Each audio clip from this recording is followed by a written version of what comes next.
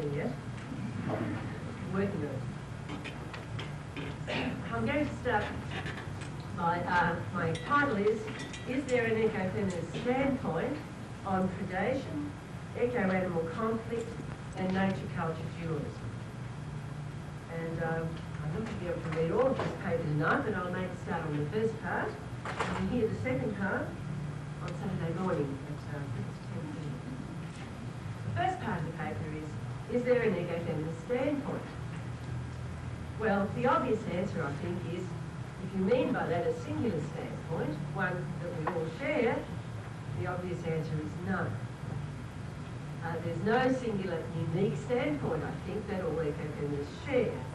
I'm going to look at several possible standpoints, though. And this paper is an invitation to ecofeminists to articulate ourselves in flexible ways, as perhaps more productively divided on some of these issues than we have been.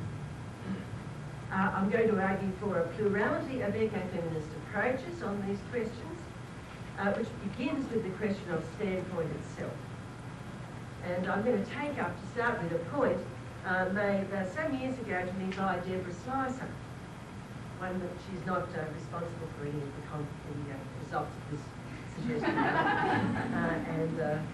It's a suggestion about standpoint, and the importance of standpoint theory, which I didn't understand at the time, but I think after some years it's finally got through to me. Now, ecofeminism has employed, I think, a plural set of standpoint strategies.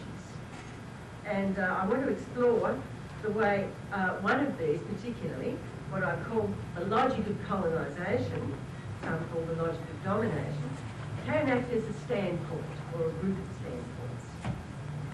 And I think that we need to articulate and evaluate standpoints. I think this is now a very important enterprise for feminists of all persuasions and many other positions as well. We can't treat all perspectives coming from all sources as of equal value, equal usefulness. We do need to theorise which of these kinds of social perspectives arising from different kinds of experiences might be the most useful in certain circumstances, and think about that. So we need to find ways to argue standpoint cases, and we have to hone that up, I think, as a general strategy. We can think about the claim to see something that others can't see. Your Honour, I was the only one in a position to see the victim knife the accused. So that's a standpoint argument. This is the kind of argument I'm going to talk about. Now, this is particularly important, I think, that we learn to argue standpoint cases now that the great monolith of truth lies splintered in 1,000 fragments in our feet, and we're judged by the ability to partner the subject of knowledge with the object of knowledge. Well, I want to clarify first how and why an ecofeminist standpoint is valuable and make some objections further down the line. I want to first of all make the point, though, that it's not a claim to a special privilege or authority. It's a claim to a different experiential base and a perspective that makes it possible to see things that can't be seen so easily from other perspectives.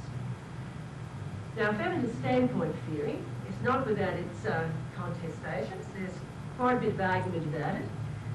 I think there's something right about it. I also think there are potentially quite a lot of things wrong with it. But we can get a feel for what might be right about it, the fact that there has to be something right about it, when you consider the fact that it's very difficult to get an oppressor person to understand that he's or she is an oppressive person. It's much more difficult to get an oppressor to understand that what they're doing is an oppression than it is to get someone on the other side of that relationship, an oppressed person, to understand that they're oppressed. It seems as if people on different sides of this relationship really do see things completely differently a lot of the time. That what seems clear to an oppressed person as oppressive behaviour sometimes appears to a person from the oppressor category as just a recognition of difference or inferiority. It's just another kind of difference. And I think that what we mean then by standpoint may be coming to emerge from this. the idea that different groups of people with different life experiences leads to different kinds of perspectives that enable, again, different things to be grasped.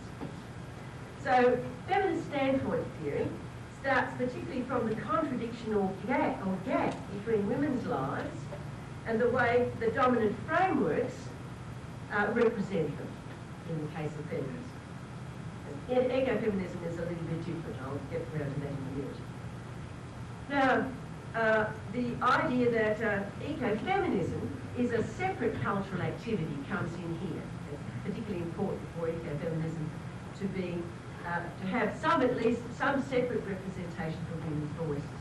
Yanestra King, who is one of our great foremothers in ecofeminism, remarked that a separate standpoint, a separate cultural activity and political activity for women is worth having because, as she said, ecofeminists should hold out for a separate cultural and political activity so that they can imagine, theorise and envision from the vantage point of critical otherness. So she also went on to say that women's positioning with nature, traditionally, within nature, especially provides a critical ledge from which to view the artificial chasm male culture has placed between itself and nature. So the feminist standpoint is something, ecofeminist standpoint in this case, is something which can be lost when women perform their traditional roles as support workers in a male-headed or largely male-headed green movement within green organisations that gets diluted and disappears very often. So I think that it's particularly relevant to questions about women's activism in the green movement, the question of feminist standpoint. Well, I want to now look at the question of plurality. I think there have been several standpoints that ecofeminists have made use of. One in particular has been discussed by Deborah, among other people, the closer to nature standpoint, the idea of nature feminism, identified with nature feminism, suggested by some forms of ecofeminism, particularly in the 70s. The idea of that position was that women's reproductive position, especially, was the basis of the standpoint in which women could see as nature or speak as nature. There are a number of problems in this that people have pointed out since. The main one, I think, is that such a standpoint would not be an achievement. It wouldn't be what Yanestra King called critical otherness. It would be something that all women would have as a result of their reproductive position. So I think we do need to admit that a standpoint is a critical achievement and not just something that we would all have as a result of being positioned reproductively in nature. And of course, that's only one problem. There are lots of others. I mean, feminists have wanted to question that positioning within nature, particularly. The idea that they are actually correctly located within nature and not within culture. So there's a big problem about making that position consistent with a feminist position. So I think we don't want to keep women in nature. Does that mean we have to give up the possibility of a feminist standpoint? So that's one problem. What I want to explore instead tonight is the possibility of, as I said, the logic of colonisation that I and other theorists have worked upon, acting as the basis of a different kind of standpoint, a different kind of oppressed standpoint. The logic of colonisation, I'll put up that diagram there, I think there's a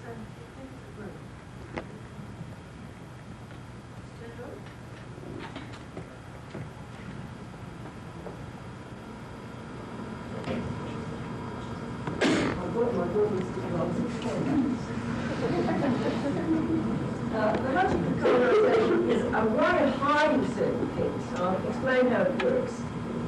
It's a way of making them appear to be matters of natural inferiority and superiority. So in this diagram, you've got a very rough way of representing the progress towards this bottom from the first state up the top, which I take to be a state where we have two cases, considering two cases, a case of difference, basically, A case where difference is not very discernible on the left-hand side, but you can make it out if you really work at it. And a case where there is a natural difference of some kind. And we progressed through stage two to stage 3.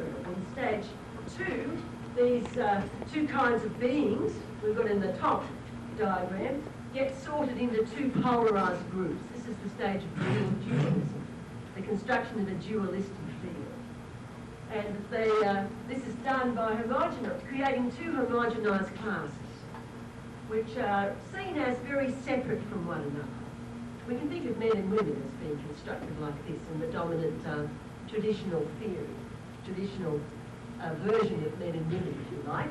So, as Marilyn Fry says, it makes it look as if men are very like other men on this side here, and very unlike women, and women are very like other women and very unlike men. So we get them sorted into two dualised classes.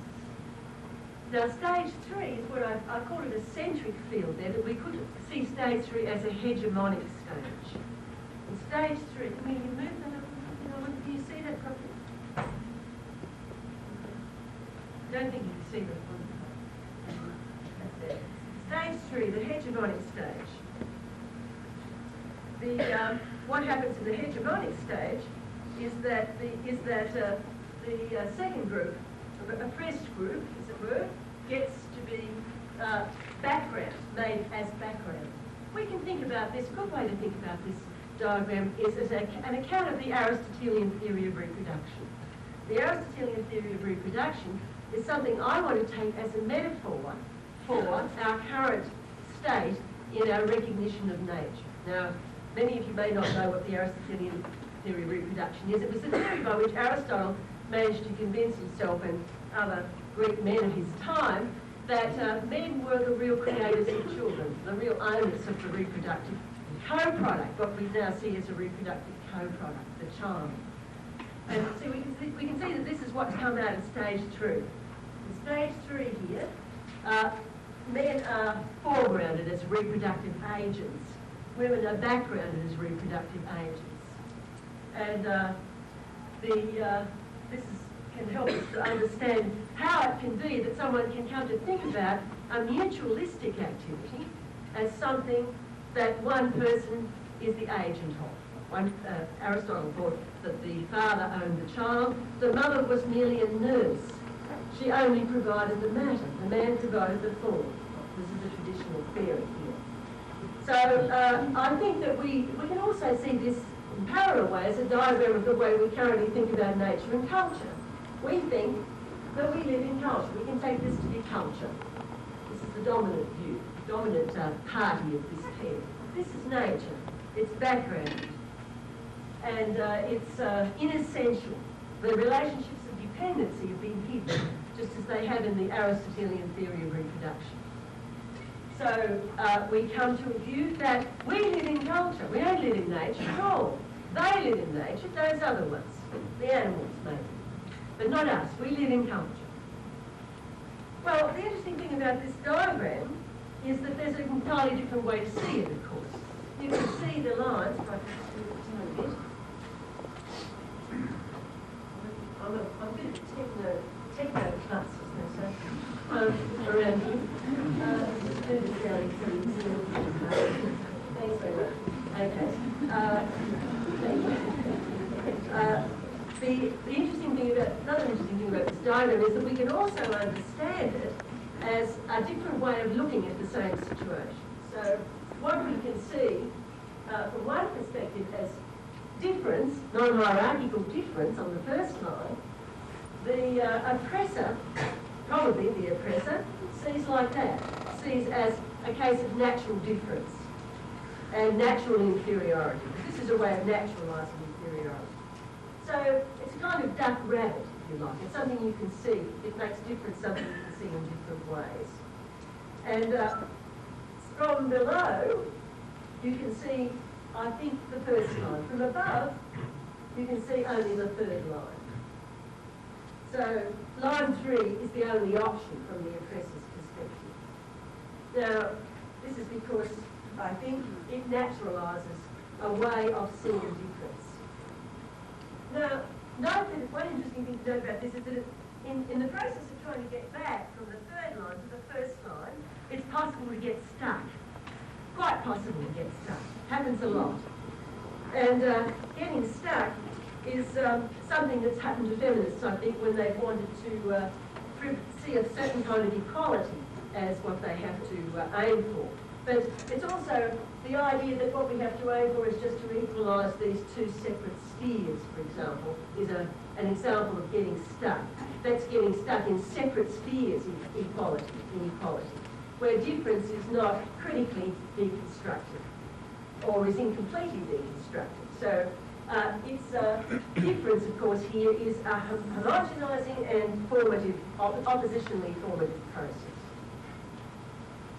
So getting stuck, I want to suggest on the second part of my paper, I'm going to suggest that some animal defence theories have essentially gotten stuck at stage 2, the second stage here, where we humans have positioned ourselves outside the food chain in Western culture, and where we now want to enlarge this class by having some animals that we've learned to empathise with via the pet relation, those we call conscious animals, to indicate this, having some animals join us outside the food chain. So I think that's an example of getting stuck.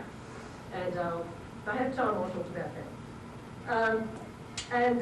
I think the philosophy should help us understand these kinds of choices. So I hope that that's what I'll be able to do. Now,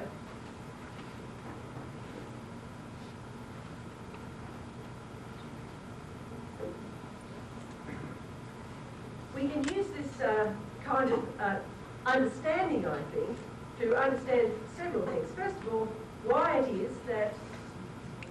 Yes, turn this off.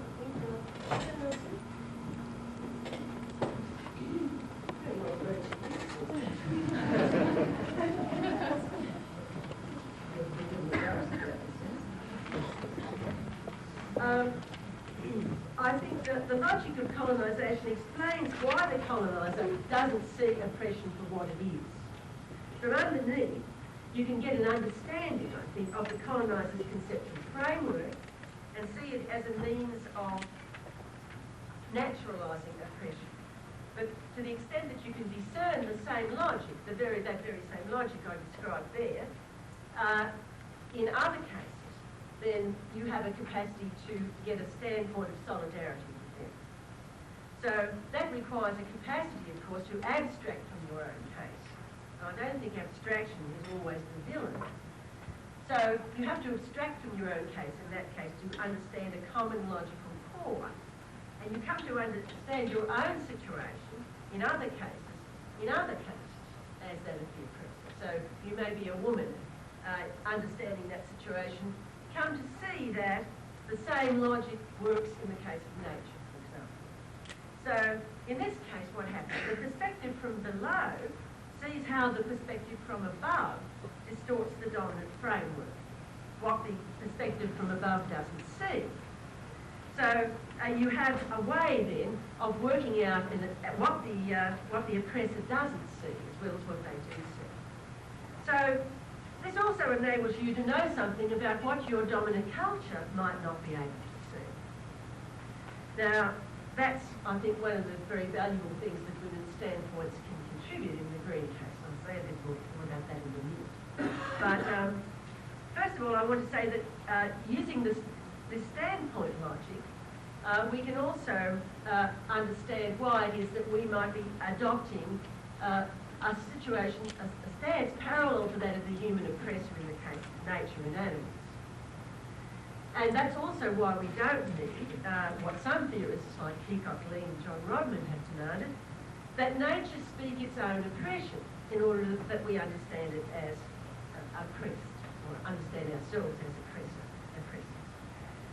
We can apply the skeleton of this kind of framework to it without it being necessary that nature speak its own oppression, because we're taking a different movement here from that of simple solidarity from beneath.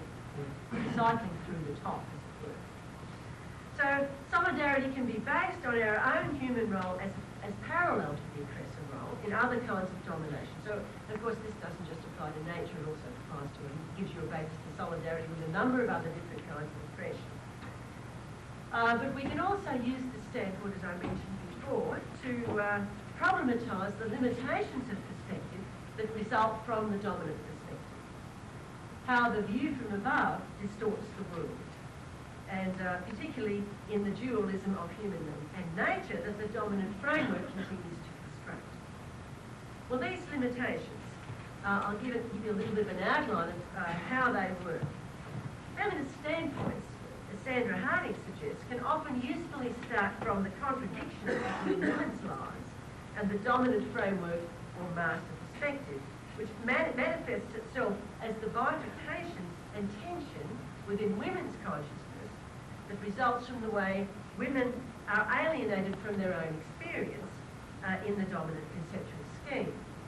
For example, there's often a lack of fit between what women know to be true about how essential their work is and the way men see it. Men often see these things only from above, and when women have to see from below, they see things differently. They see their own work, looking after men and houses and children in the local places where they exist, as freeing men for abstract labour.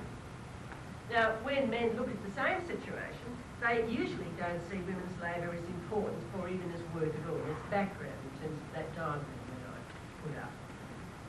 Their rationality is such that they only see their culture, not what they count as nature, and they count women's work as nature, and they still do, including in the dominant economic perspectives.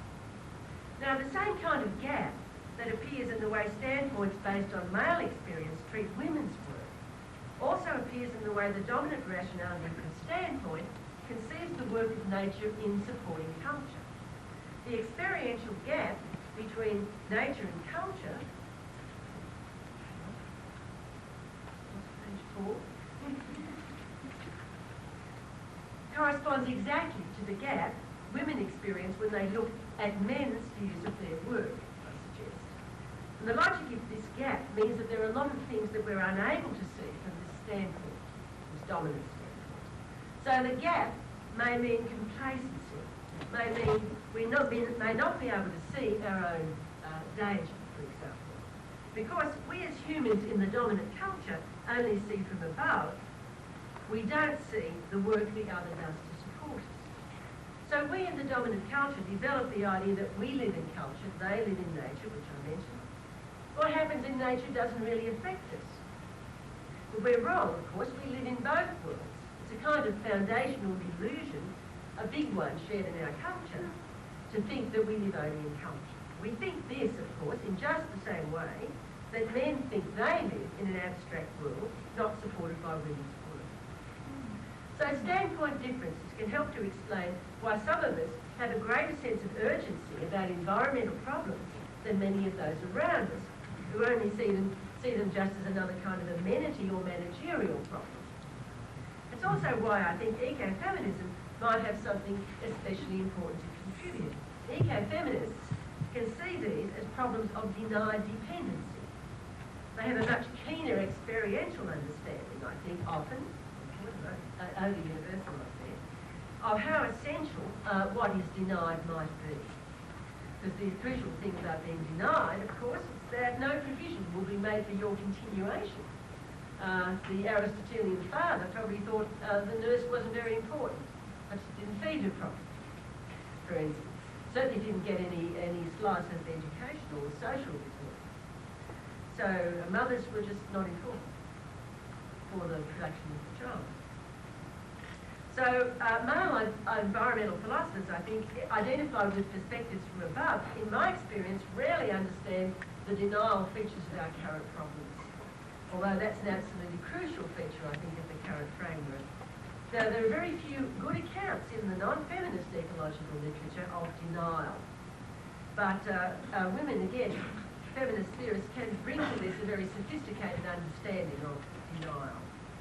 I think what has to be explained is how something which is a participant in every aspect of our lives has come not to be seen. the structural means by which we represent what's a mutual creation as a single creation of ourselves, erasing nature's agency and collaboration along with our own relations of dependence, as in the same way as the Aristotelian path.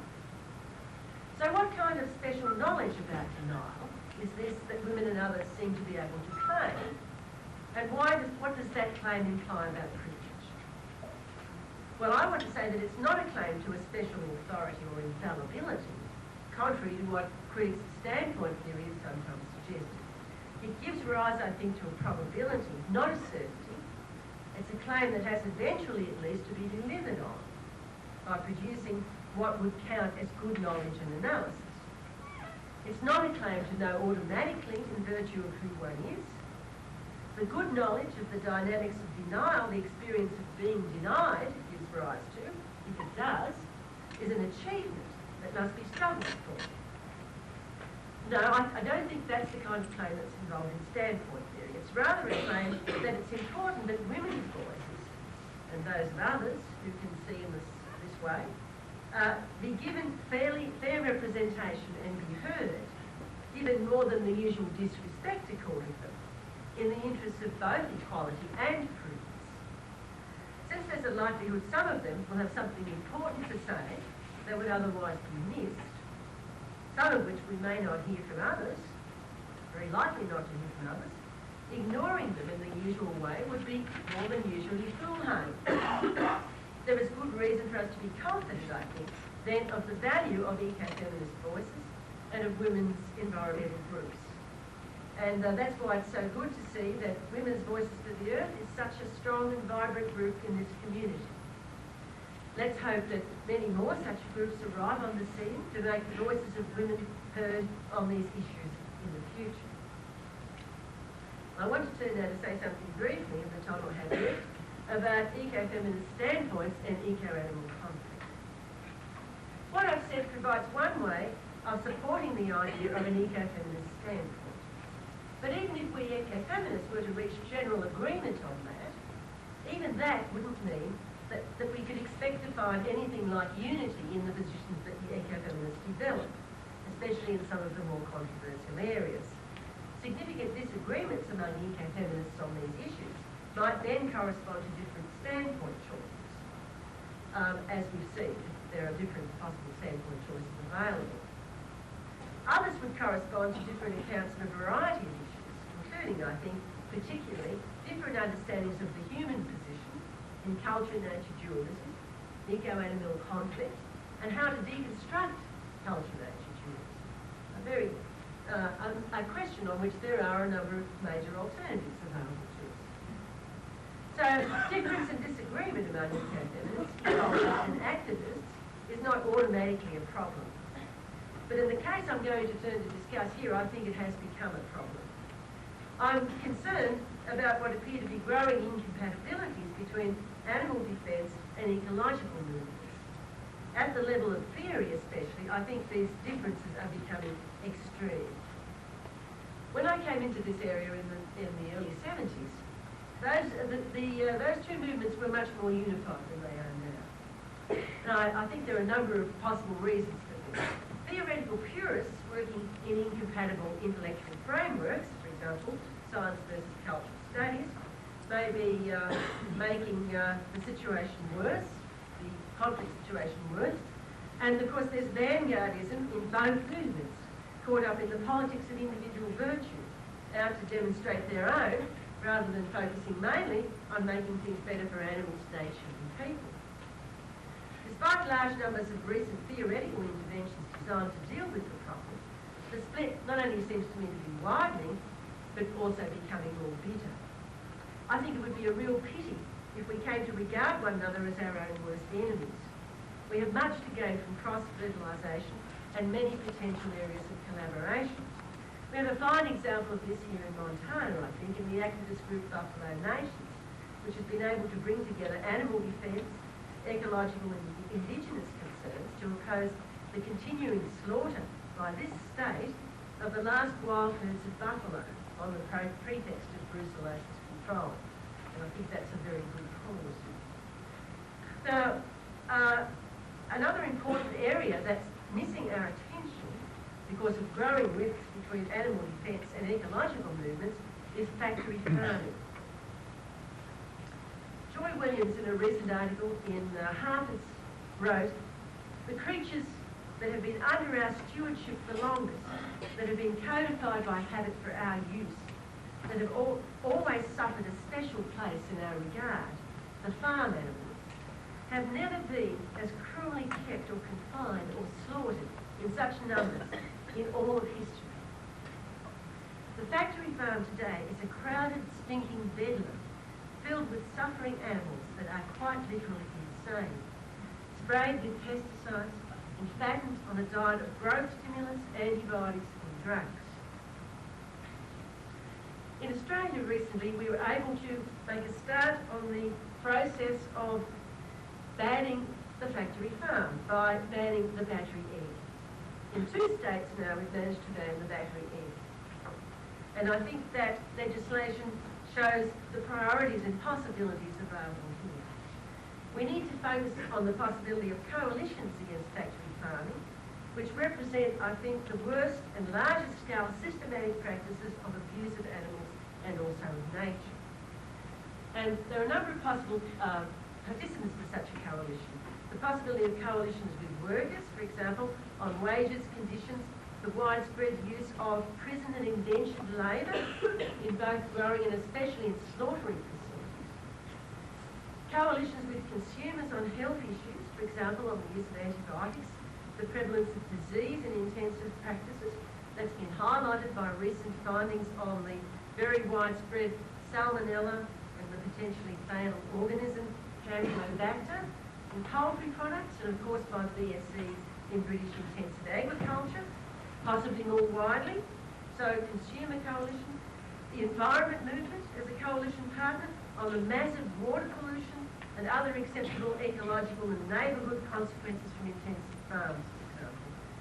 With farmers on the destruction of the small producer, developing alternatives to the evils of rationalist agriculture.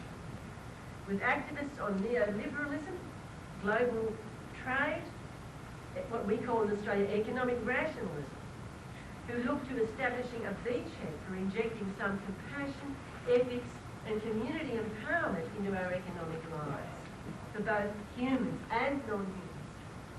And of course the animal defence movement. I think that we need to put more focus into opposing what must surely be the most extreme possible example of distortion and instrumentalisation of animal lives. Intensive farming practices that treat animals as no more than living meat or egg production units. I think this is much worse myself than the hunting issue, which I think is a vanguard issue, which takes up such a massive amount of argument energy. But no coalition has been articulated on this issue of factory farming. And although as places like Australia show, outlawing factory farming is surely something that's possible. Maybe it's also possible to try and draw hunting groups into such a coalition to see if they can walk the talk of ethical animal practices and relationships.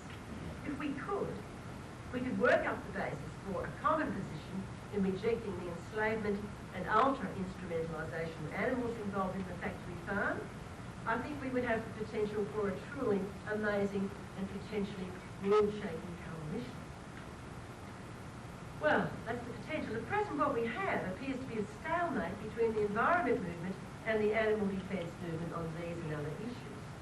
Can ecofeminism help with that split and stalemate on that issue? Well, will it just reflect it? Will it just reflect the division? Well, I think it'll probably do both, but I think that articulating ecofeminist diversity on this issue may ultimately also be able to help reduce the stalemate by multiplying our options and theoretical models and give us a chance of finding some that come close to meeting. Let me say that I think there is room for some significant divisions in ecofeminist positions on issues of predation, eco-animal conflict and nature-culture dualism.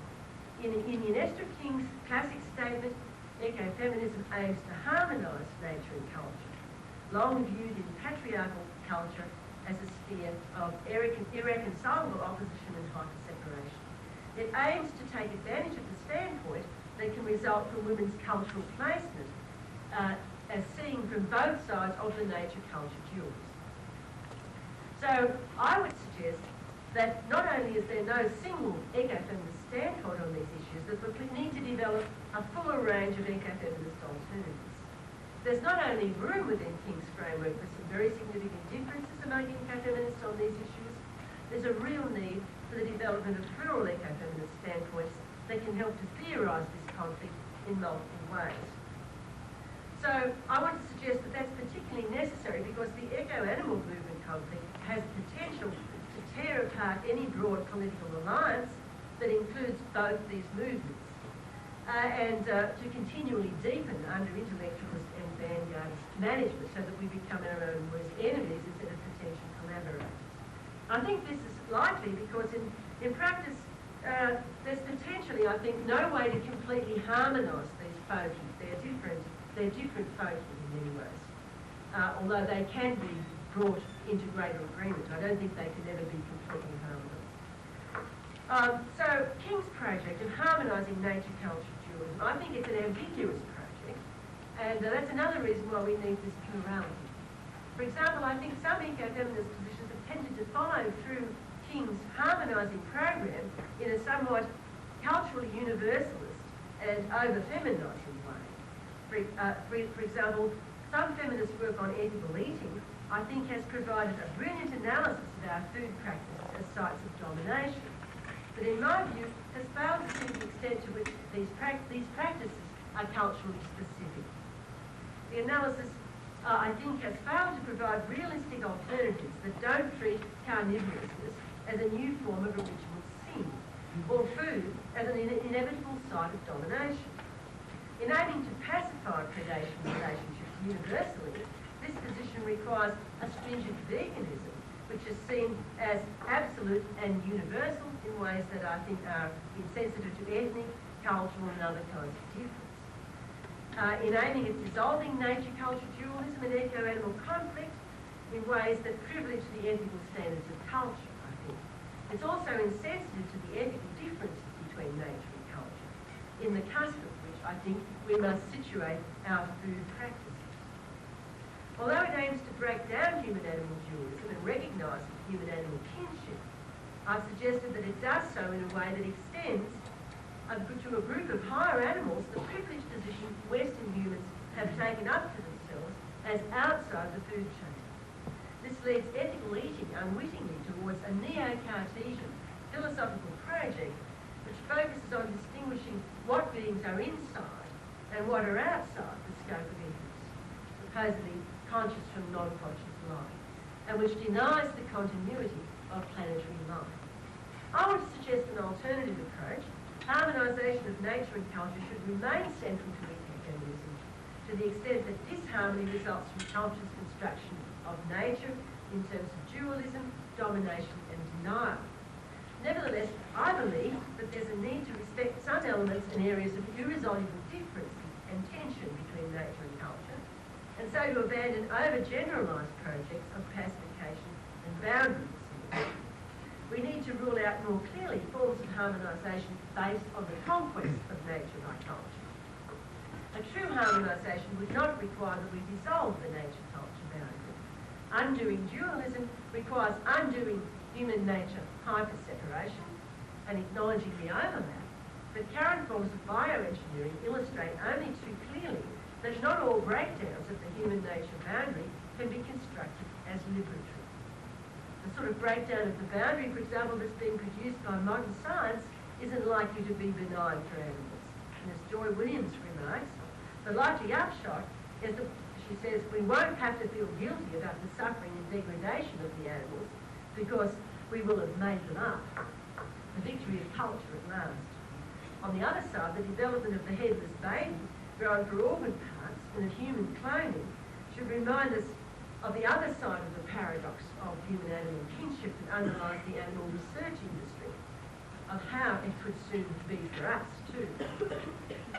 So instead of insisting, I think, that I want to delineate a different route here, again, insisting that no being that is morally considerable can ever be food, a move, I think, that leads us inevitably towards moral dualism neo-Cartesianism, and that food is inevitably a site of domination, I would say instead that we need to acknowledge that there is a distinction between being food and being meat. Meat is a reductionistic commodity, culturally specific category. No being should be taken to be meat, in my opinion, but we are all food, and humans are as much food as animals. I think this is something that we've denied. I came to recognise that denial myself through an encounter I had in the Kakadu National Park in 1985 as food for a crocodile, which made me think very hard about this issue of being food for others as a human being. So the belief that only those beneath consideration can be food, I think, is one reason why the factory farm treats those that we position as food as beyond and outside entities, why we deny their kinship with us. When we can truly acknowledge our food as our kin, we will be unable to carry out these alienated kinds of practices. So instead of extending our illusory fantasy positioning of ourselves outside the food chain to other animals, we should reposition ourselves back in the food chain and start our project of recognising kinship from that position. This would be, as my solution to the problem, getting stuck halfway on that deconstruction process that I was describing. So I want to suggest this is part of a different approach to ethical eating, which replaces culturally universalised vegetarianism by a contextual vegetarianism, a positive view of predation as an aspect of embodiment, a view which neither glorifies and privileges the predator experience over the prey experience as distinctive of human life in the way so many male hunting theorists do, nor reads predation as inevitably an expression of domination and masculinism in the way that some ecofeminists have done. So I think there's room to articulate something that goes between this standoff. That's what I'm saying about that. The nature-culture division must not be constructed as a dualism, nor remain the side of domination, but it does remain ethically salient. We should acknowledge that we stand with a foot in both camps, stress mutuality and the need to see from both sides of the divide. Almost finished. That's a platform statement, but something I'm going to take up in more detail on Saturday morning. Well, to sum up then, I think there's been an over-focus on the issue of individual consumer strategies too in vegetarianism, and also on hunting, compared to these important issues of rationalist agriculture. And I think that this focus essentially emerges from the theoretical position I've been criticising. Environmental philosophy, I think, also has led to the attempt by philosophers to rationalise the area of food practice. The most tangible result of the discussion that I've seen so far is to show how deeply entrenched in this culture is our deep compulsion to impose rankings on the non-human world, to conceive food practices, as well as other practices by which we relate to non-humans, in terms of the inevitability of dualism and domination, and to throw out how difficult it is for us to throw off our background of Cartesianism and nature-culture dualism. Well, I think that ecofeminism, if any position can surely help to change some of those things. So thanks very much.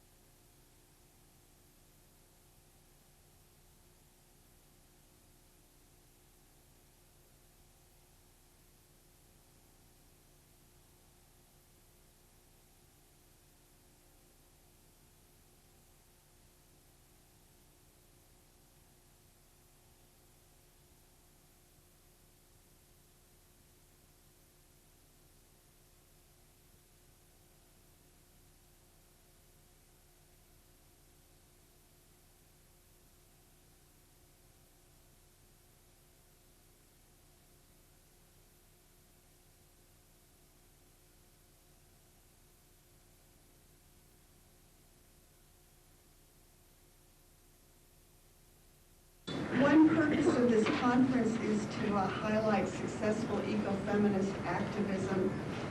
I'm involved in an activist project that embodies for me several features of ecofeminist theory as I've been reading about it and modestly contributing to it as a theorist for the past 7 years or so. And I want to share my activist project with you in order to kick off the activist portion of this conference. And because I'm very proud of this project, I want to show off. I'm going to begin by talking about the facts of the project, and then I'm going to show you a few slides, some pretty pictures. And then I'm going to talk briefly about how I see the project as an ecofeminist movement. So to begin with the facts, the project that I'm involved in is called PEACE, the Program in Ecological Agriculture and Society. I co-founded this university program along with Josh Slotnick, who is a local organic farmer and who is now the program's primary field instructor and farm manager. Students in PEACE can earn up to 12 credits working on a 4-acre organic vegetable farm on land owned by the university and by Missoula County, and by attending a lecture series that in the summer focuses on agricultural science, in the fall focuses on representations of agriculture in literature and the fine arts, and in the spring focuses on the social, economic, and moral issues in agriculture. The vast majority of our students' time is spent in the field under Josh's supervision, where they learn horticultural skills ranging from seed starting to composting to pruning to insect control, harvesting, cover crop, the whole gamut. In the process, they also learn various community building skills, including problem-solving skills, communication skills, consensus skills, as this group of 25 to 30 students shares and designates multiple responsibilities for the operation of a fair-sized organic farm. Currently, there are about a dozen programs similar to PEACE at other universities in the country, but PEACE is unique in the following 3 respects. First, we're the only cold climate program in the country, and that means that we're faced with and serve as a test site for solving the challenges of an unusually short growing season. We're just now into the greenhouse, for example. 2, we're the only program in which students work side by side with various populations from the greater community. These populations include Hmong and Russian immigrants, retirees, nonviolent offenders performing court-ordered community service, the mentally ill, group home youngsters, and in particular state aid recipients. And 3, we're quite proud of the following. Montana is an economically depressed state. In Missoula, which is a relatively affluent Montana community, 1 in 5 people live at or below the poverty level. 11% of adults in our community worry that their households will run out of food each month. And only 22% of our county residents eat a high-quality diet of 5 servings of fresh food a day. And our project addresses very self-consciously and directly these issues. That is, over 50% of our harvest goes directly to low-income Missoulians, primarily through the food bank. And we're talking here about a significant amount of food. During our first year of operation, which was last year, during our peak month, which is August, we sent over 600 pounds of produce to the food bank each week. And every leafy potato, I'm proud to say, was claimed and consumed. And production's going up. We're doubling the acreage this year. And the soils will be better this year, so we're going to be producing quite a bit more food this year that we'll send on the food bank.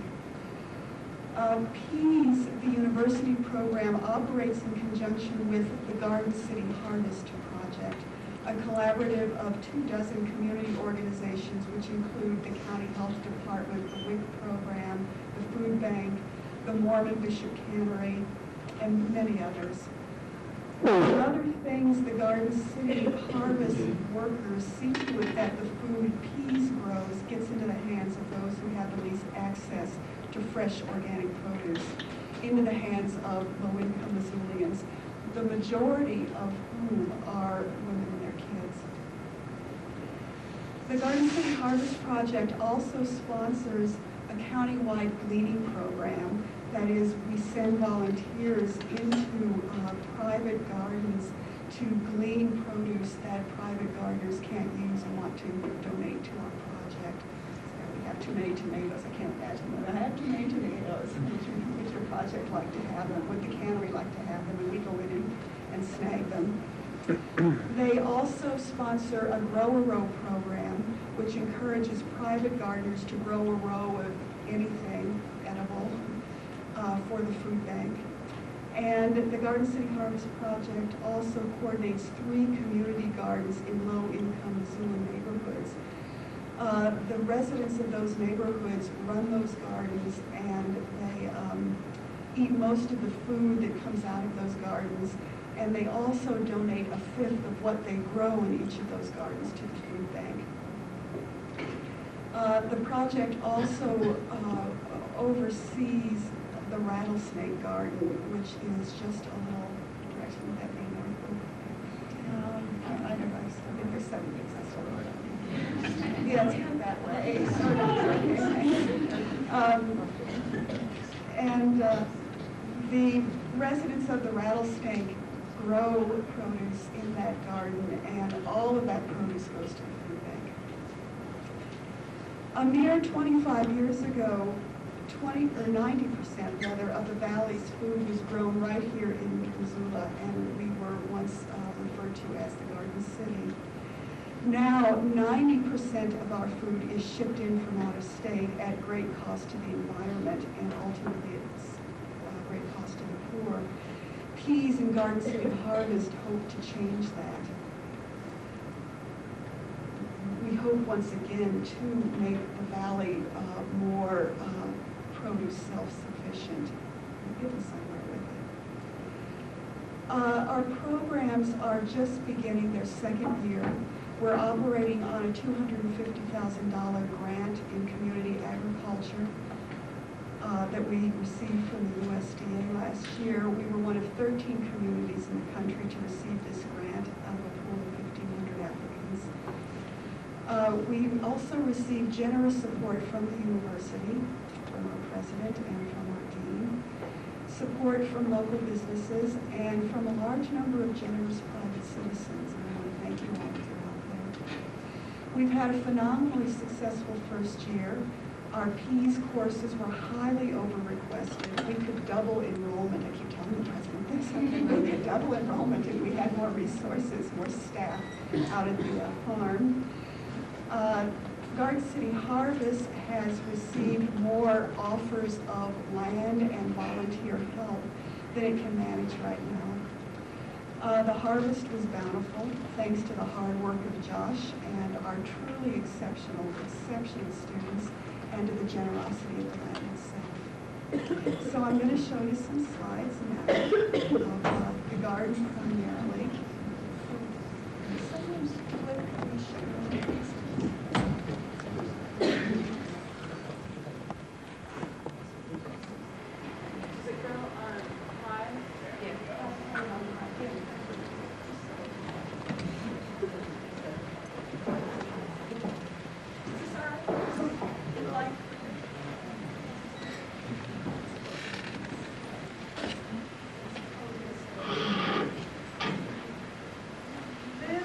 Is a shot of the Missoula Valley from the south side of Mount Jumbo, which is the hill on the opposite side of the river, the opposite side of campus. And I think in the foreground, longtime Missoulians can correct me if I'm wrong, we're looking at the site of the old Hughes Garden, which was a 20-acre truck farm, essentially. And that farm supplied most of the supplied the valley with most of its produce, with apparently 90% of its produce, under 25 years ago. The farm was closed in the early 70s when the interstate went through.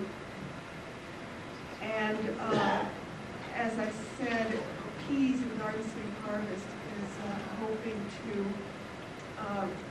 do what the Hughes Farm did 20 years ago. We're hoping to make the valley produce self-sufficient again, and soon.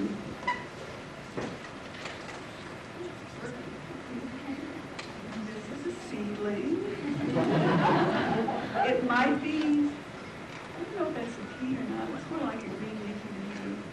Some of my students might be out there. Are there some of you students out there who can give you technical assistance? I don't know, it's a seedling. Maybe it's spinach or kale, I'm not sure. This is President George Dennison of the University of Montana busting sod at our groundbreaking ceremony, which took place at the farm at about this time last year. This is our cool greenhouse from the inside, and there's a student there working in the greenhouse. This greenhouse was built by volunteers from the Montana Conservation Corps. I'll show you their photographs later. And by P students. It's 1,400 square feet. It consists of, it's up to code. I promise it's up to code. It consists of steel posts that are sunk in concrete several feet in the ground according to code. Consists also of 2 layers of plastic that are separated from one another by a layer of air, and that keeps the plastic taut, and it keeps the plastic from tearing when there are winds. And you might notice the rather steep pitch on the greenhouse. This is so it can't support heavy snowfall without collapsing. A couple of winters ago, that was a problem for a lot of growers when we had a very, very heavy snow and greenhouses collapsed all over and up and down the valley. It won't happen. It won't happen to us. Shouldn't happen to us. This is seed, looks like seed starting, seed culling, or start culling. And these are some of our students. This is John Deere and Steve Elliott. Steve co-owns Lifeline Farms, an organic farm down in the Bitterroot Valley. Last year, Steve generously volunteered his time and a tractor to turn the soil for us.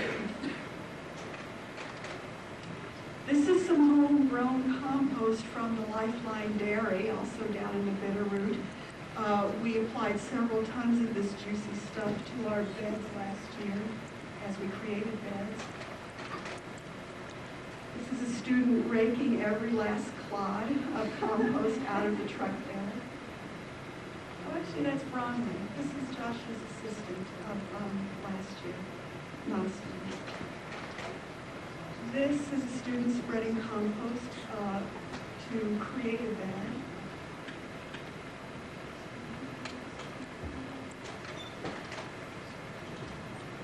This is a student remodeling a barn near the garden that we use for storage, meetings, and lunches in the summer. About to get kicked out of, actually. Students in Peas learn not only horticultural skills, but carpentry skills, some small engine repair. They operate some farm equipment, and they learn to set up and take down irrigation pipe, among other things. This is more seed starting. These are putting some starts in the ground. This is watering the starts to seal them in. Here are some of our beds. This is a 2-acre site we're looking at. We're doubling the site this year, as I said before.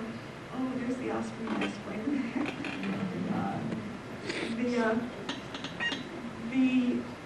The deer fence is up, as you see, and the beds are made. Over 100 of them are in this 2-acre site. And remade, which is an insulator, is over the starts. This is probably over some greens and peas, I guess. This is early May of last year.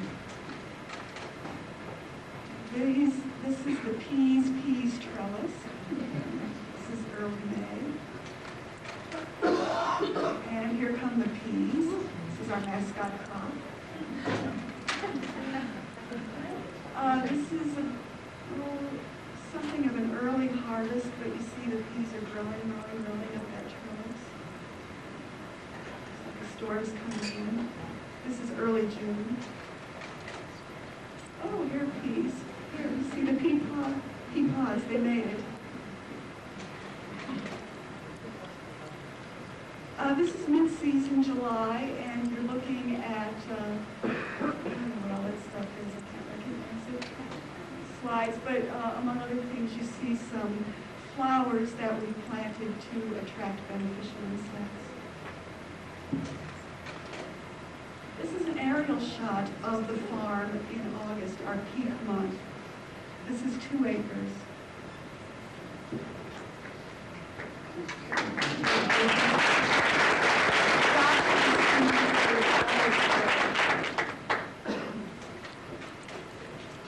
This is chard. This is late summer, and we're beginning to plant, and you can see it on the far right, a cover crop in some of the beds. We planted, and I think that's what you're looking at on the right, next to the chard maybe, buckwheat. The buckwheat will get so high, I have a shot of it in a later slide, and then in early fall we turn it in, and the organic matter improves the organic composition of the soil, which was pretty poor at the beginning of the season. I see a soil scientist, or a plant scientist out there, Kathy Zabinski. She's on our board. She can help me if I make mistakes. And after we've turned the buckwheat in, we planted oats and rye, and the oats and rye will stay in for the duration of the summer. They'll die, but they'll prevent, having that crop in over the winter rather, will prevent erosion, keep moisture in, and we'll turn that in the spring. It's being turned in now, in fact, the oats and rye, and that too will improve the organic composition of the soils out there. Oh, there's Josh in the red shirt. Oh, there's me behind Josh. There's a blue shirt. No. Oh, and there's the president. Glasses on the left. And who else? That's Terry. He runs co-op. And there's our dean. There's our dean in the hat on the far right. Some of the other people are.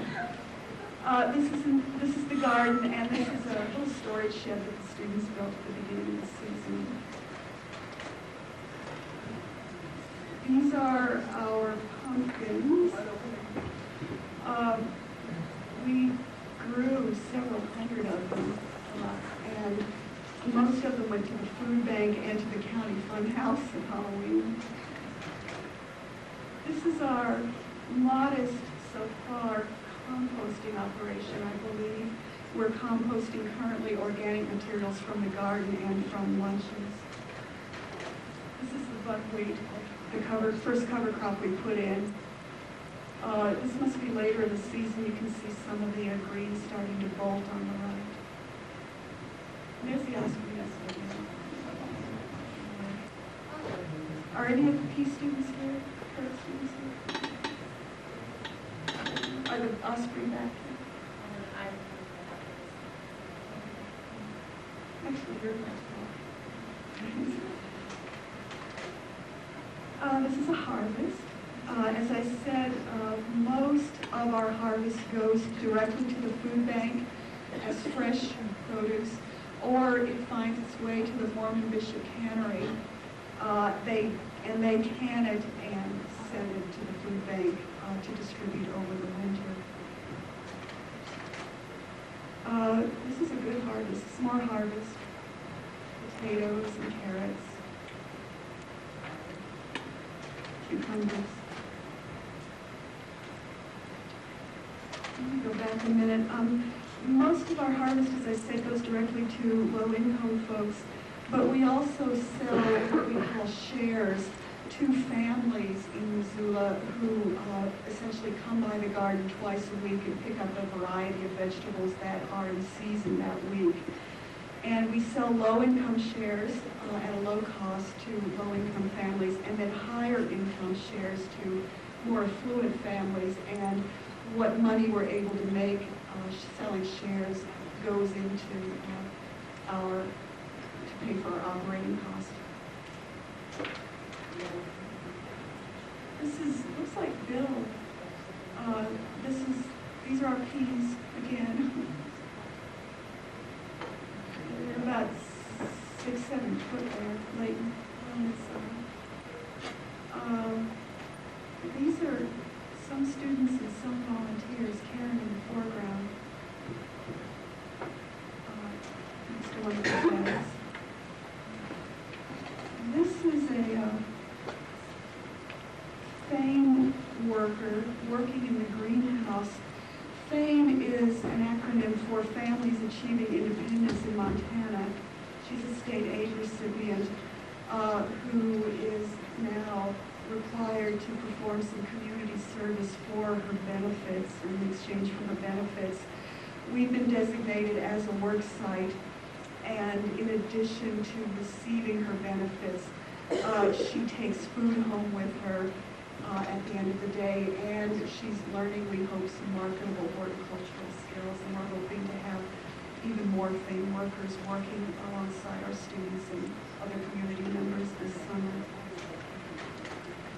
This is Josh again in the white t-shirt with Bill and some youth at risk from one of the group homes.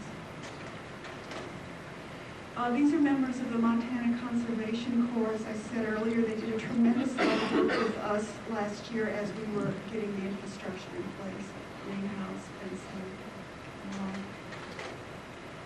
This is Bill on the right and Joel on the left. Bill is now interning with Lifeline Dairy down in the Bitterroot, and I think plans to make a career out of dairy farming, organic dairy farming.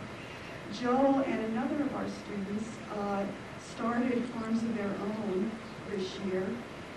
3 of our other students are interning with organic farms elsewhere in the country and have decided to make a career out of organic farming. Another of our graduates is going to the Peace Corps this year, and Diana over here, in the checkered blouse, is this year a Truman Scholarship national finalist, who, as a result of her peace experience, wants to work around international issues in agriculture. And I think we did pretty well on our first graduating class.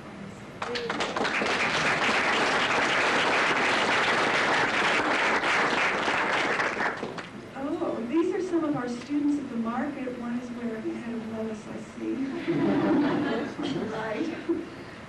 We are growing some cash crops, and as I said, we grow some crops, we'll sell some produce in the as shares. And we also sold some produce last year to the public schools for their lunch programs.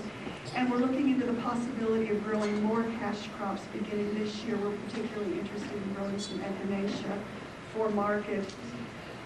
We're growing cash crops, again, I want to say, in order to cover our operating expenses. We're a nonprofit. We're not looking to make a profit out of the crops that we're selling, and we do not and will not compete in any way with local organic farmers who market in the area. To that. This is a backward shot of the North Side Community Garden.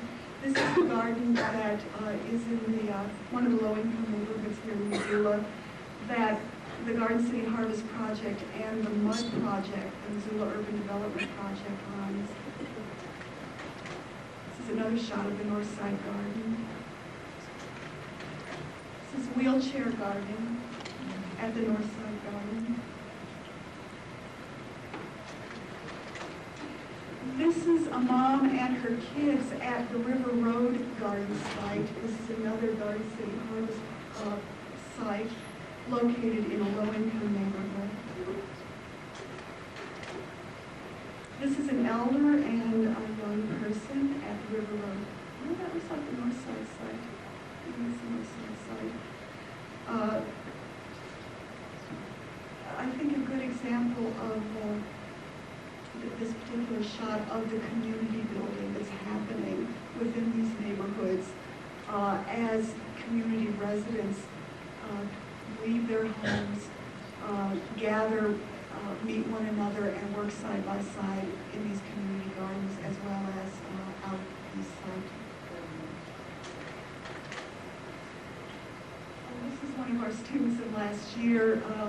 She's a waterer. Two students were assigned watering chores for a week's period. Throughout the summer, they rotated, and it's a hard job, a messy job, and she's doing a good job there. Watering those sunflowers. That's my last shot. Flowers.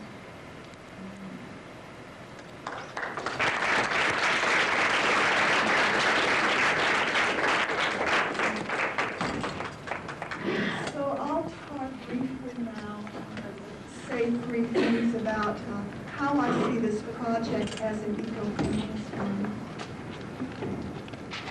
Number one, I think the single most obvious way in which Peas and Garden City Harvest are ecofeminist projects is in our two-pronged focus. Our environmental focus and our social justice focus, and I'll say a bit about each of these. A bit about our environmental focus. We are committed to an organic operation, and that means two things. It means we're sensitive to the biological integrity of the soils, plants, insects, and other organisms that constitute the garden biotic community. And it means we want to work in partnership with that biotic community. And we wish to work in partnership with that community for practical reasons, that is, we want to grow healthy food in a sustainable way, and for moral reasons. We respect the natural integrity of that biotic community that we're in partnership with. So to cite a very famous essay that those of you read in ecofeminist literature will recognize, the project is anti-naturist. Essays by Karen Warren. I think I recognize her out there. A bit about the social justice focus of our project.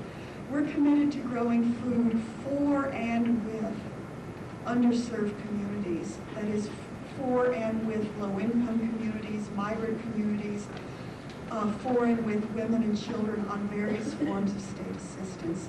So the program is acting against sexism, racism, classism, among other things.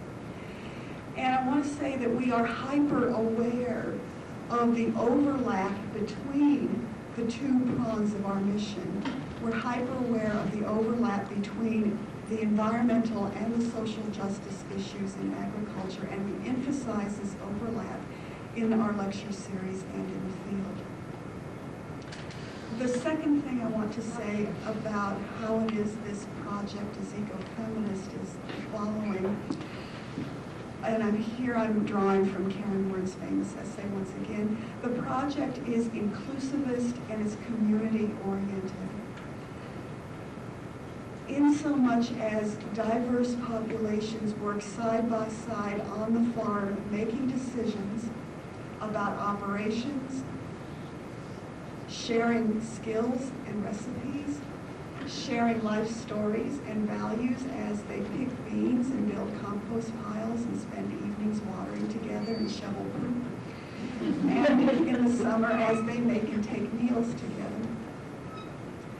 These populations are honoring and acknowledging differences as they work, and commonalities, as they work towards some shared environmental and social goals.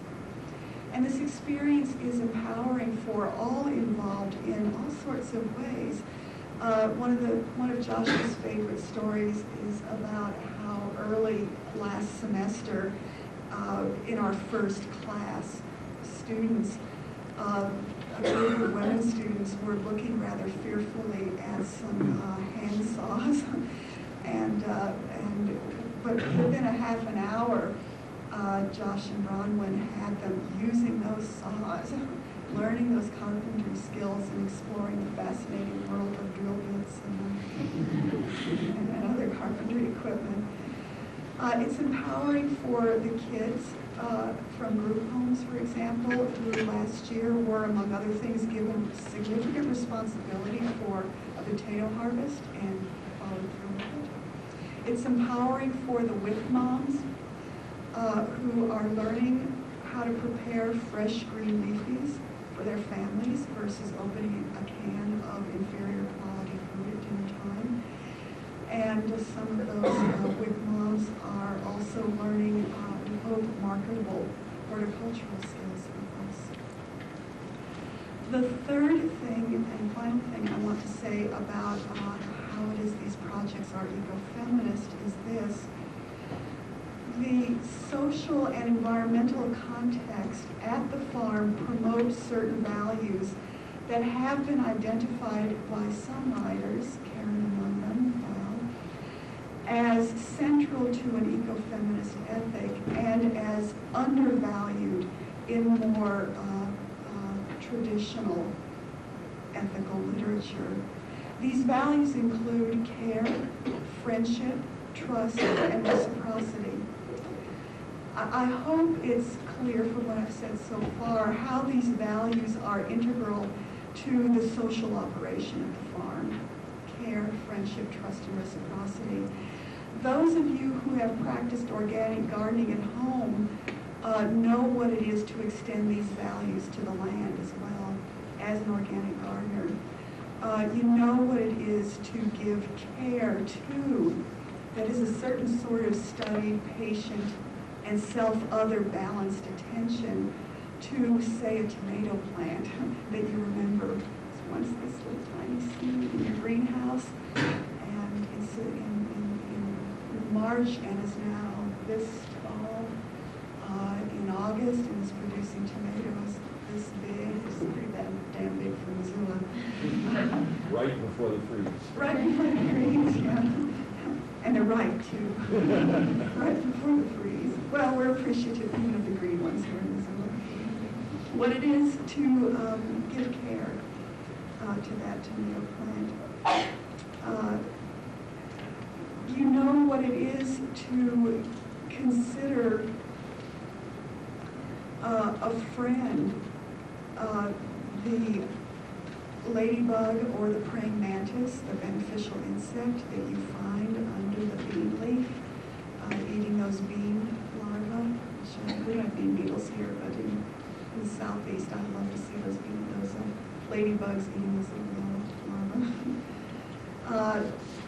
You will appreciate how you might agonize over certain trust issues when the slugs get hold of your baby lettuce, or when the cutworms start to take down your baby and precious basil plants.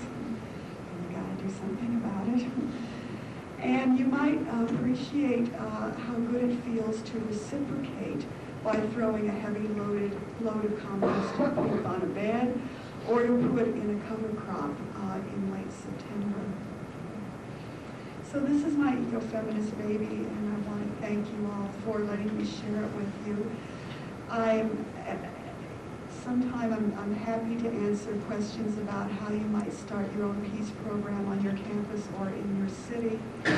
And I'm happy to take those of you who are interested on a farm tour sometime over the weekend. I have flyers up here on the Garden City Harvest Project and on the peace program. And thank you for your patient attention.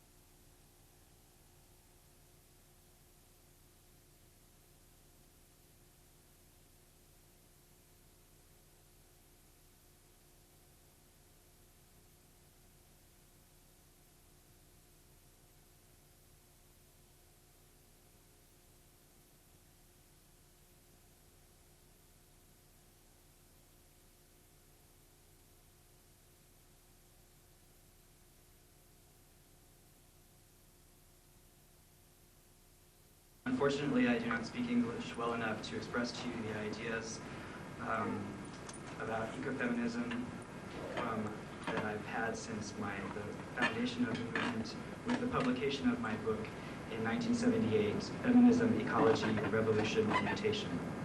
Je me présente, je suis écrivain.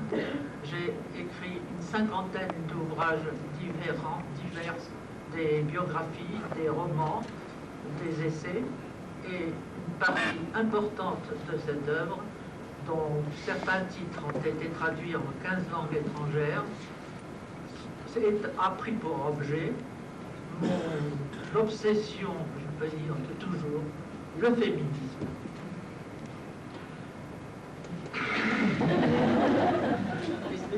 Oui. Cours, s'il te plaît. Tu peux répéter? J'ai été écrivain depuis toujours. I've been a writer since the beginning, but I've written over 50 books, and I'm here to talk about ecofeminism. Avant l'écoféminisme, c'est le féminisme qui me mobilisait. Before ecofeminism, it was feminism that mobilized me.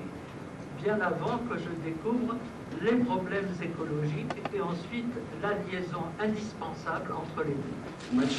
Much before I discovered ecology and the strict links that are found between ecology and feminism. Et voici comment cela s'est passé. And here's how it happened.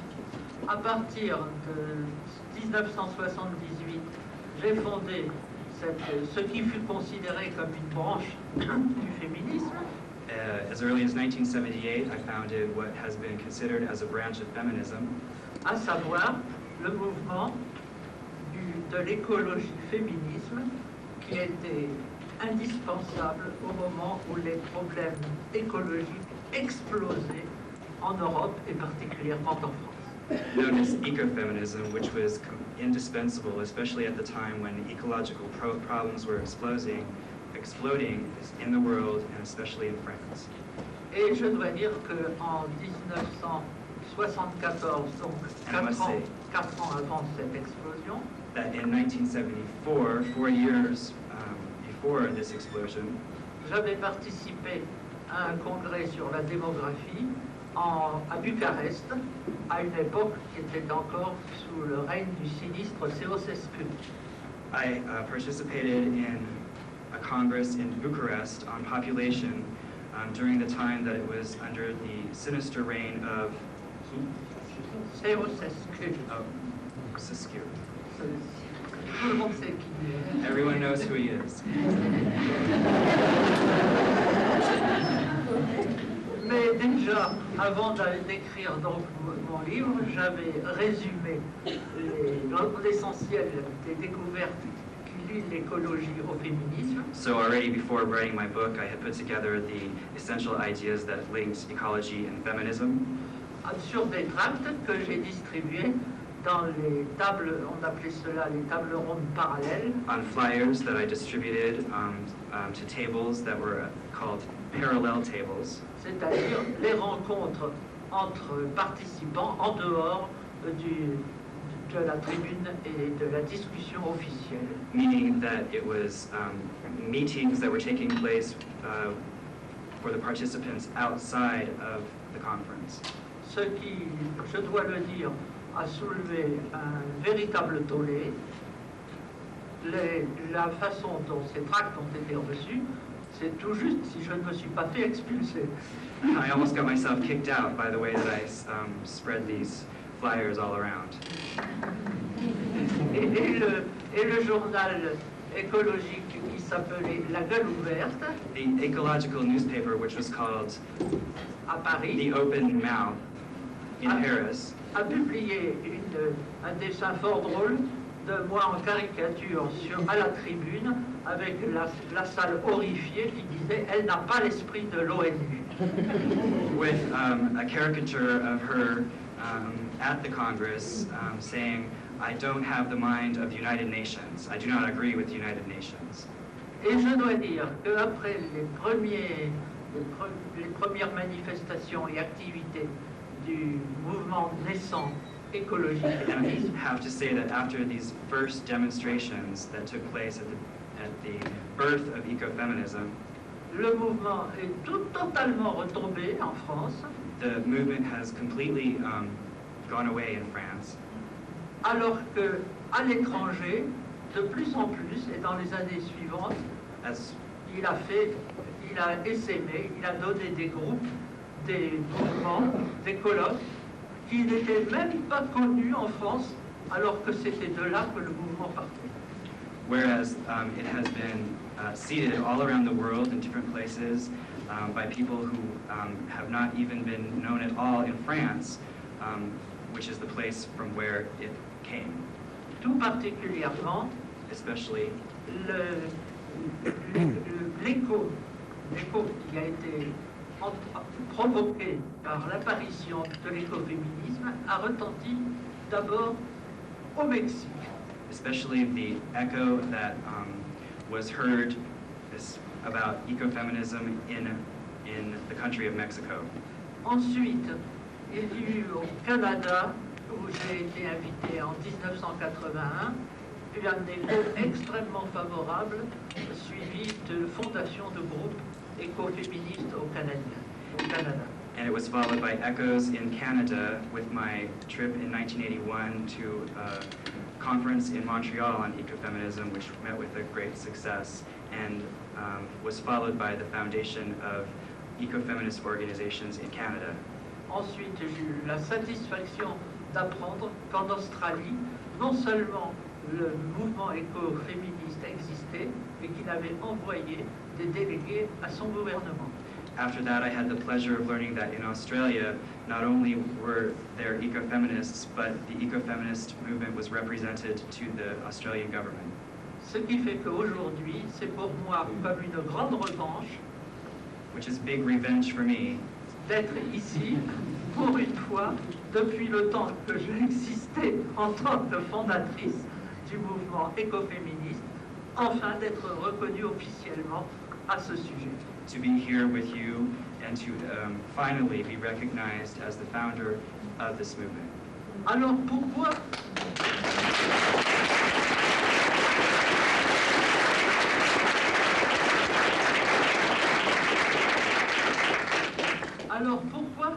cette formulation? Pourquoi cette idée d'une union entre deux mouvements qui déjà existaient mais qui semblaient appelés à des destins différents? So why this movement? Why this formulation between, why this link between these two movements that, D'une part l'écologie, de l'autre le féminisme. from one side ecology, from the other side feminism? Eh bien, cela dépend, découle d'une découverte que j'ai faite sur le plan historique en apprenant certains détails de l'évolution du passé et de la civilisation qui est la nôtre. It has to do with certain discoveries that I made, historical discoveries concerning the past of the culture which is ours. Cette découverte a été celle des deux fondements du patriarcat, These discoveries were the two foundation marks of patriarchy, qui sont toutes les deux les origines des deux problèmes écologiques les plus brûlants d'aujourd'hui. which are both of them still today the most burning problems of ecofeminism. Voici de quoi il s'agit. This is what it's about. Les théoriciens du siècle passé, du 19e siècle, The theoreticians from the past century, from the 19th century, s'accordent pratiquement tous are almost all in agreement pour reconnaître que l'agriculture, qui était le seul moyen de création de richesse de l'Antiquité, appartenait aux femmes, à leurs pratiques et uniquement à elles. recognize that agriculture and the practices involved with it were related to women, and everything that had to do with agriculture was related with women. Et que quand l'agriculture féminine à la houe, c'est-à-dire un petit instrument qui n'est pas encore la charrue, quand cette agriculture-là a été entre les mains des hommes qui ont inventé le socle de la charrue, la charrue,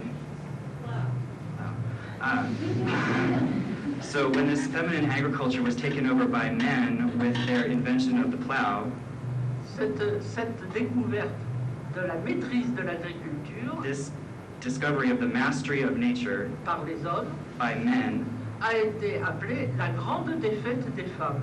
was called the great defeat of the women. Et cette découverte a été le départ d'un essor extrêmement rapide et d'une extension de la civilisation naissante.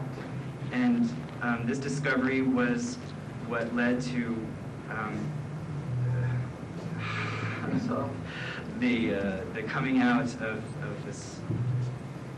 Il s'en est suivi une augmentation de la population, It's followed by the increase in population.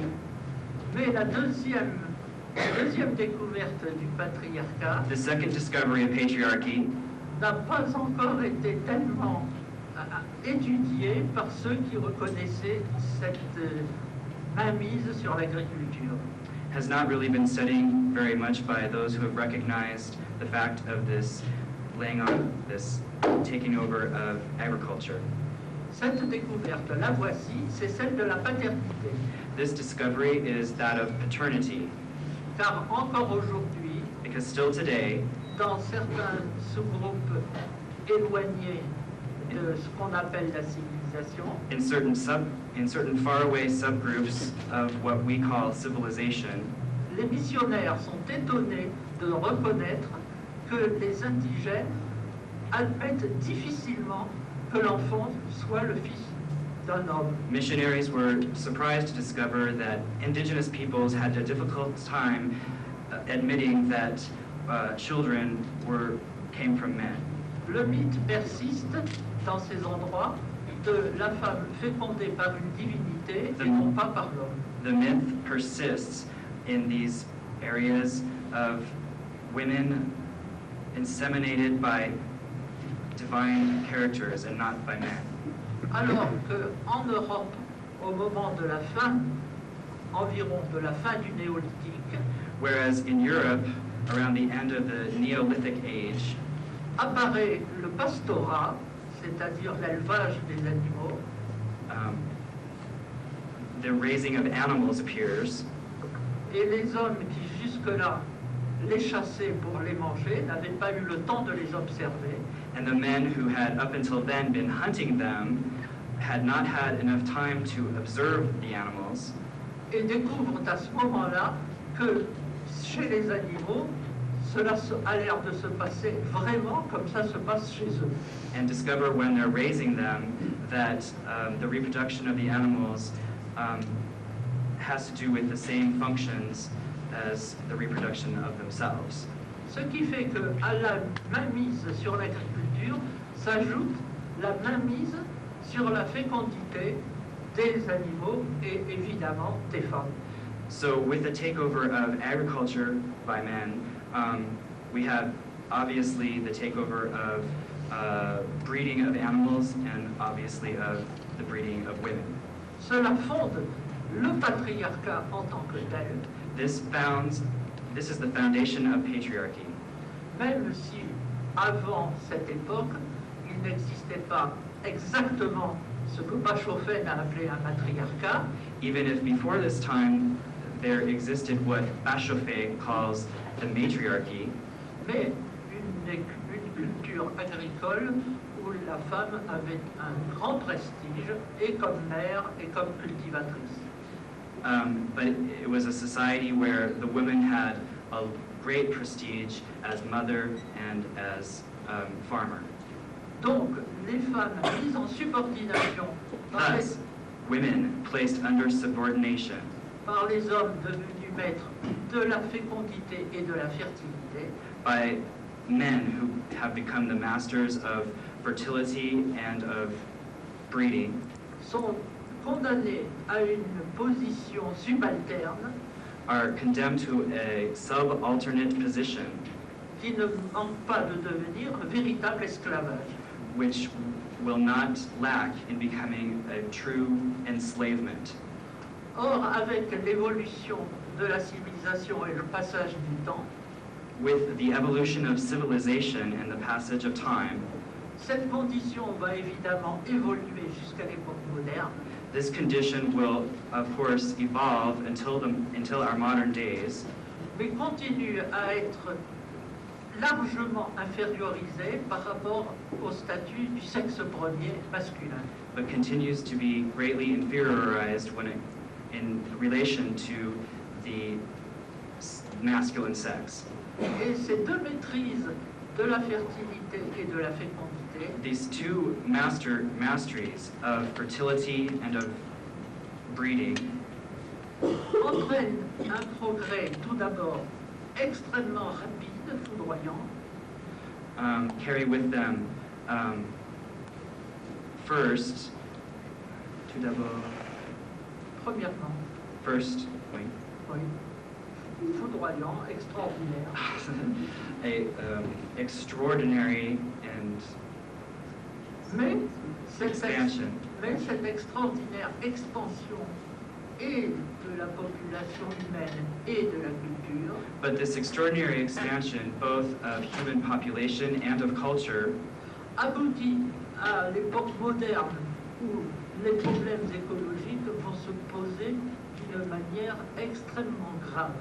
ends with our modern times when ecological problems start to be posed in an extremely grave nature. Les deux menaces les plus importantes de l'époque moderne, The two most important threats of our modern times est d'une part la surpopulation is, on the one hand, overpopulation, et d'autre part la destruction des sols et l'épuisement des ressources. And on the other hand, the destruction of the land and the exhaustion of natural resources. Et nous voyons donc que les deux découvertes fondamentales du patriarcat We see thus that the two primary foundations of patriarchy aboutissent après une prospérité et un succès incroyable and after an unbelievable prosperity and success, à une menace qui limite et finalement aboutirait à la destruction même de l'espèce humaine. to a threat which ends in principle with the destruction of the human species. Donc, on voit le lien étroit qui existe, So we see the link, le lien étroit the tight, the straight link, the connection qui existe entre le féminisme ou la lutte pour la libération des femmes which exists between feminism or the fight for the liberation of women et le combat absolument obligatoire, pas seulement légitime, mais obligatoire pour l'écologie qui veut rendre à la terre et à la nature les droits dont on a privé. and the absolutely obligatory way of looking at nature which we are depriving of its rights. Donc, l'écologie-féminisme est une union non pas artificielle, mais absolument logique et naturelle. Thus, the concept of ecofeminism is not artificial, Mais absolument obligatoire, But- logique et naturelle. but logical, natural, and it must be made.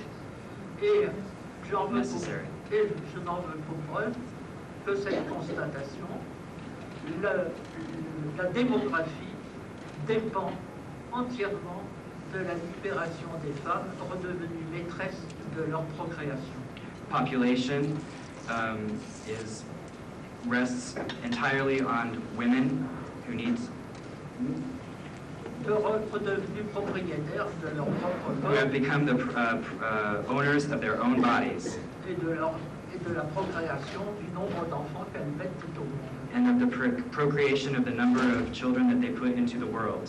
C'est à partir du moment où les femmes n'ont eu plus d'enfants qu'elles n'en voulaient It's from the time when women had more children than they actually wanted to que le problème démographique a commencé à se poser that the overpopulation problem began to pose itself, et qu'il menace de ce qu'on a surnommé la bombe P, c'est-à-dire la population devenue si inflationnelle que cela équivaut à une bombe menaçant l'humanité.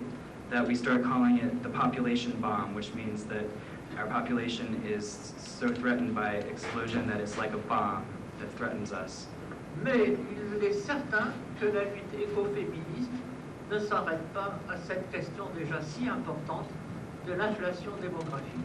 But it is certain that the ecofeminist fight does not end here with these questions, Car la deuxième menace, qui est celle de l'épuisement des sols et de la destruction des ressources, because the second threat, which is that of the exhaustion of the land and the destruction of resources, concerne aussi, en tout premier lieu, concerne aussi principalement and in the first place concerns also les femmes qui sont reproductrices de la vie women who are the reproductors of life et qui préparent les générations futures. and who bring the next generation and who prepare them for their lives.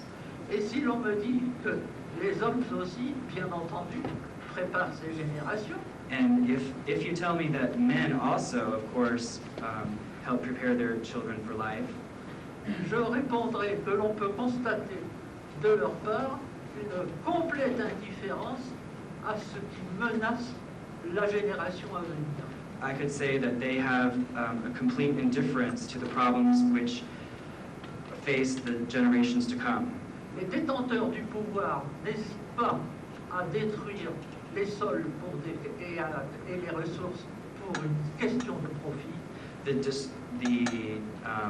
The holders of power don't hesitate to destroy the land and deplete resources for questions of profit. Et à recourir à l'énergie nucléaire comme une énergie pas seulement principale, mais unique. And to fall back on nuclear energy is not only a necessary energy, but a unique energy. Alors qu'elle est basée sur un matériau, l'uranium, qui est en voie d'extinction. Whereas it is based on uranium, which is a material that is in depletion. Et que cette industrie menace à différents niveaux l'humanité par non seulement des accidents comme Tchernobyl, mais de maladies encore difficiles à contrôler, qui seraient le résultat de la radioactivité dans le monde. And then this is a threat with radioactivity, with things like Chernobyl going on all over the world. Ces différentes constatations montrent bien à quel point le monde a besoin d'une écologie féministe qui le renouvelle à la base et en profondeur. These different conclusions show us how ecofeminism is needed to look at these problems, to examine them in depth.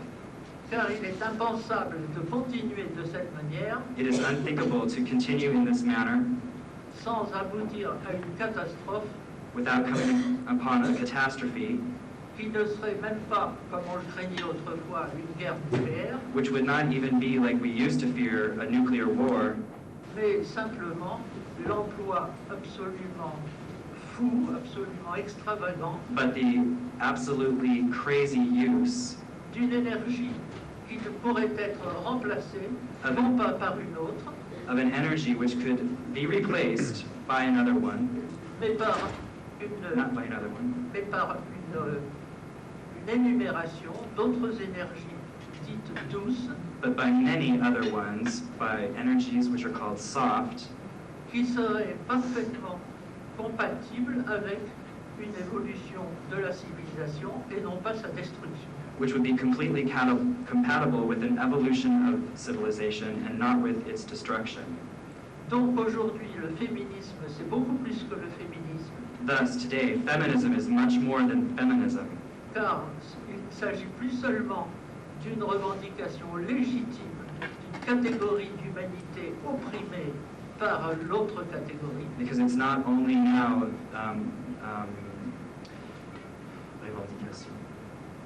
protestation, the protest against for women that have been taken over, mais par la remise en fonction des valeurs qui sont les valeurs du féminin et que le patriarcat a voulu abolir et écraser pour des raisons de pouvoir et de profit.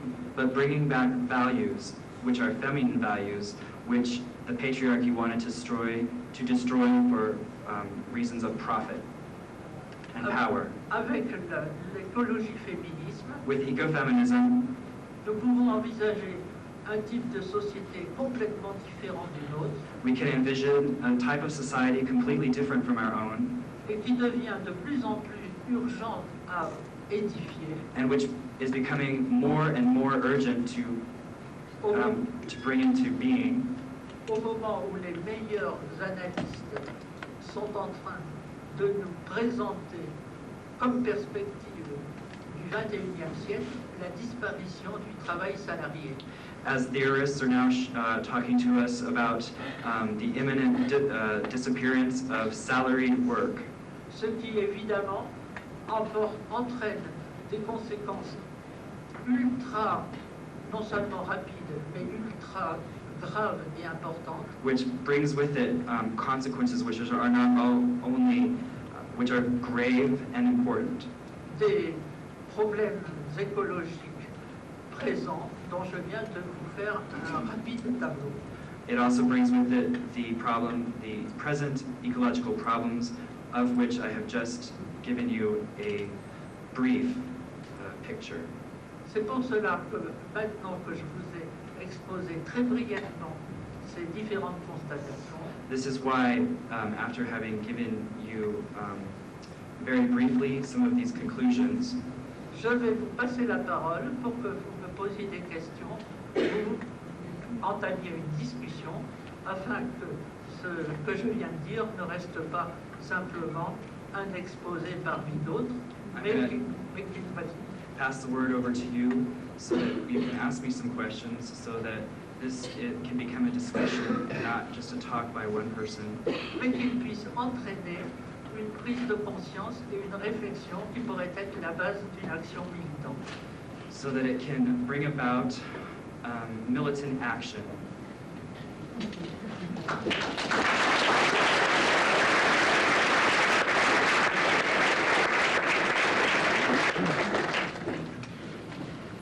J'attends les questions. I'm waiting for your questions. I don't want to deny the notion of overpopulation, but still, don't you think there is a woman-blaming attitude concealed in that concept? We hear overpopulation, we hear population control.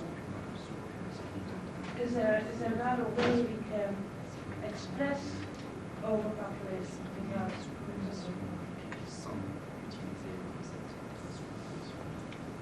Le concept de la surpopulation The concept of overpopulation n'a rien, au contraire, d'un blâme implicite concernant les femmes. Carries with it, on the contrary, no blame towards women. Car ce phénomène de la surpopulation Because this phenomenon of overpopulation est la preuve éclatante de la subordination des femmes, is pour ne pas dire esclavage, the proof of the subordination of women, for not saying slavery. et j'en veux pour preuve que c'est dans les pays favorisés, industrialisés, And as proof of this, I offer that in industrialized countries, où les femmes se libèrent peu à peu where des chaînes traditionnelles, women are liberating themselves little by little from their traditional chains, que justement la courbe démographique baisse, that as a matter of fact, the rate of population growth is going down, et que c'est dans les régions où elle est le plus subordonnée and it's in the regions where she is most subordinated que la courbe de la démographie devient inflationnelle. that population growth is skyrocketing.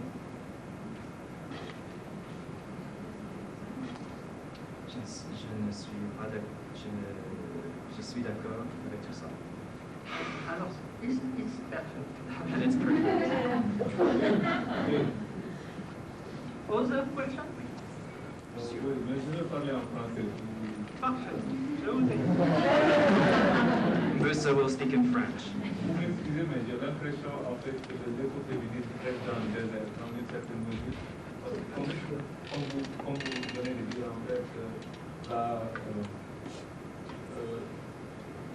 la démographie, si on parle de démographie galopante, c'est dans les pays sous-développés. Alors, Musa is saying that when we're talking about overpopulation, we're talking about it in developing countries usually. alors qu'en fait, c'est dans ces pays sous-développés que, par rapport à la vision du féminisme, c'est dans ces pays sous-développés que les femmes sont considérées comme exploitées. Whereas in these countries that are underdeveloped, it's where women are considered as being exploited. Et c'est dans ces pays sous-développés qu'on fait le braconnage, et c'est fait par les pays développés. And it's in these braconnage. And it's in these countries where these underdeveloped countries where Poaching is more. poaching is more prevalent, Et donc, où la dégradation, and the degradation. La NASA, quand elle fait cette développement, c'est à tout, c'est loin des États-Unis. And when NASA does their studies, it's far away from the United States. J'ai très souvent eu affaire à cette objection qui est en partie très juste. Oui, mais il n'y a pas que Many people, c'est pas vous critiquer du tout. He's not done. She's heard this before. But he's not done. Mais je dois dire qu'à l'heure actuelle, But I have to say that right now, la question de l'inflation démographique the question of population growth ne peut pas être réduite aux régions même très surpeuplées, cannot be reduced to just regions which are maybe even very overpopulated of the third world, car actuellement, because ce right now, problème est planétaire. this problem is planetary. Et quelle que soit la différence, en effet, scandaleuse de la répartition des biens entre les pays industrialisés et les autres, And whatever the scandalous difference between the repartition of goods between underdeveloped and overdeveloped countries, le fait de l'augmentation globale de la population the fact of global overpopulation pose un problème qui concerne la Terre entière poses a problem which concerns the entire Earth et qui ne peut pas être réduit par les procédés, les remèdes qui jusqu'ici ont été envisagés.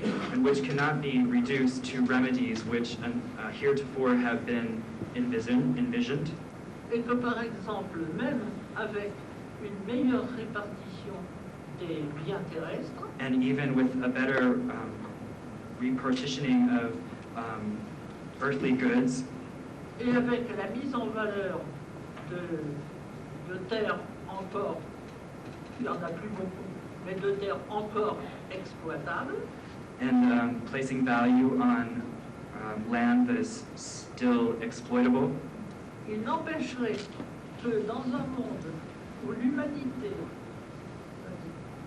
ça n'empêcherait pas que dans un monde we couldn't stop in a world where où l'humanité, entre 1956 humanity between 1906 et 1966, en 10 ans, 56 and 66, s'est augmenté du chiffre qu'il a représenté tout entière au XVIIe siècle. the population growth represented that of the entire 17th century. Et une telle constatation montre qu'il est impossible de ramener le problème de la surpopulation à la région du tiers-monde. Et une telle constatation And prouve such a conclusion proves qu'il est impossible de ramener le problème that it is possible to bring the problem back aux régions pauvres to the poor regions et d'ailleurs appauvries par les régions riches, and impoverished by the rich regions, qui ne sont une partie de ce problème et non pas la totalité. it's only one part of the problem and not the whole.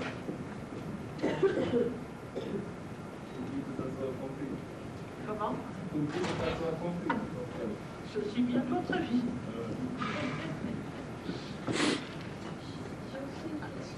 Yes. Je n'ai pas compris la fin de votre discours sur les analystes qui prévoient la suppression du travail employé et les problèmes écologiques. Je n'ai pas compris le lien. The question is about the link between the end of salaried work and environmental issues. Alors, je vais vous répondre en 3 minutes parce que nous arrivons bientôt à la fin. I'm just going to respond in 3 minutes. C'est que, à l'heure actuelle, At the current time, la disparition de ce qui est le centre même de notre société où que nous soyons, the disappearance of what is right at the very center of our civilization, à savoir la justification de son existence the justification of one's existence par la vente de sa force de travail. by the selling of one's work Ah, of one's labor. cette disparition engendrera pour demain This disappearance will engender for tomorrow's generation des problèmes qui obligatoirement, problems which will obligatorily, concernant la production des biens qui doit toujours être mis sur le marché à partir du moment où le travail disparaît, concerning the goods which are put on the market as soon as the work disappears, va poser des problèmes insolubles, are going to prove unsolvable problems, à or moins, very difficult to solve problems, à moins que nous soyons passés à un autre type de société unless we pass into a different kind of society, qui ne pourrait être que écologique et féministe. which could only be ecological and feminist. Voilà ce que j'avais à vous répondre. That's what I had to answer. Et maintenant, je crois que nous allons devoir nous séparer malgré le plaisir que j'ai à parler avec vous. And unfortunately, now I think we'll have to separate ourselves despite the pleasure that I've had speaking with you.